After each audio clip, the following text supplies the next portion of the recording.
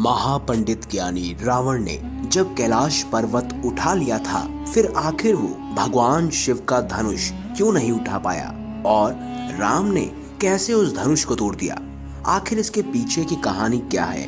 आज की इस खास वीडियो में हम यही जानेंगे कि सर्वशक्तिशाली रावण भी आखिर क्यों नहीं उठा पाया वो खास धनुष, जिसकी वजह से भगवान श्री राम ने सीता स्वयंवर में उस धनुष को तोड़ दिया था। आज की इस वीडियो में हम यही जानेंगे। आप देख रहे हैं द भक्ति। अगर अभी तक आपने हमारे चैनल को सब्सक्राइब नहीं किया तो देर किस बात की, अभी चैनल को सब्सक्राइब करें और बेल आइकन जरूर दबाएं ताकि ऐसी ही खास लेटेस्ट अपडेटेड वीडियोस आपको जानने और सुनने को मिलती रहें।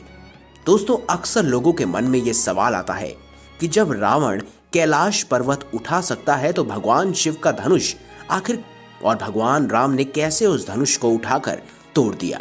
दोस्तों, भगवान शिव का धनुष बहुत ही शक्तिशाली और चमत्कारी माना जाता है। शिव ने जिस धनुष को बनाया था उसकी टंकार से ही बादल फट जाते हैं और पर्वत हिलने लगते थे।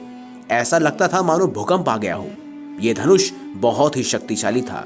इसी के एक तीर से त्रिपुरासुर के तीनों नगरियों को ध्वस्त कर दिया गया था। इस धनुष का नाम था पिनाक धनुष।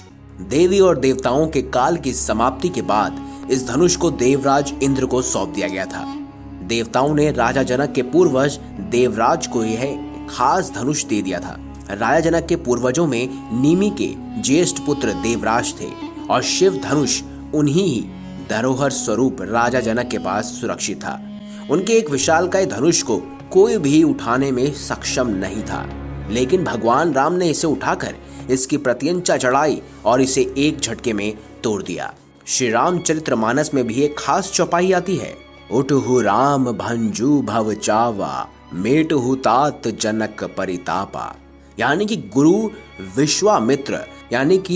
विश्वामित्र को बेहद परेशान और निराश देखकर श्री राम जी से कहते हैं कि हे पुत्र श्री राम, उठो और भव सागर रूपी इस धनुष को तोड़कर जनक की पीड़ा का हरण करो। इस चौपाई में एक शब्द है भवचाप, अर्थात इस धनुष को उठाने के लिए शक्ति की नहीं बल्कि प्रेम और निरंकार की जरूरत थी। यह मायावी और दिव्य धनुष था। उसे उठाने के लिए दिव्य गुणों की जरूरत थी। कोई अहंकार उसे नहीं उठा सकता था। रावण एक अहंकारी मनुष्य था। वह कैलाश पर्वत तो उठा सकता था, लेकिन धनुष नहीं। धनुष को तो वह हिला भी नहीं सकता था। वह धनुष के पास एक अहंकारी और शक्तिशाली व्यक्ति का घमंड लेकर गया था और रावण जितनी उस धनुष में शक्ति लगाता वह धनुष और उतना ज्यादा भारी हो जाता। यानी कि उसे बलपूर्वक नहीं तोड़ा जा सकता था, ना ही उठाया जा सकता था। उसे सिर्फ और सिर्फ प्रेम भाव से उठाया जा सकता था। वहां सभी राजा अपनी शक्ति और अहंकार से हारे थे। जब प्रभु श्री राम की बारी आई तो वह समझते थे यह कोई साधारण धनुष नहीं बल्कि भगवान शिव का धनुष है। इसीलिए सबसे पहले उन्होंने धनुष को प्रणाम किया। फिर उन्होंने धनुष की परिक्रमा की और उसे संपूर्ण सम्मान दिया। प्रभु श्री राम की विनयशीलता और निर्मलता के सक्षम धनुष का भारीपन अपने आप ही हल्का हो गया। उन्होंने उस धनुष को प्रेम पूर्वक उठाया और उसकी प्रत्यंचा चढ़ाई और उसे झुकाते ही धनुष खुद ब खुद टूट गया। कहते हैं जिस प्रकार सीता शिवजी का ध्यान कर सहज भाव बिना बल लगाए धनुष उठा लेती थी, उसी प्रकार श्री राम ने भी धनुष को उठाने का प्रयास किया और सफल हुए।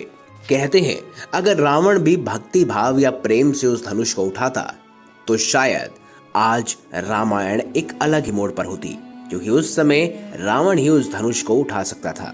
तो दोस्तों, अगर आपको हमारी ये खास जानकारी, ये वीडियो अच्छी लगी हो तो इस वीडियो को लाइक करें, हमारे चैनल को सब्सक्राइब करें और ज्यादा से ज्यादा शेयर अवश्य करें। धन्यवाद।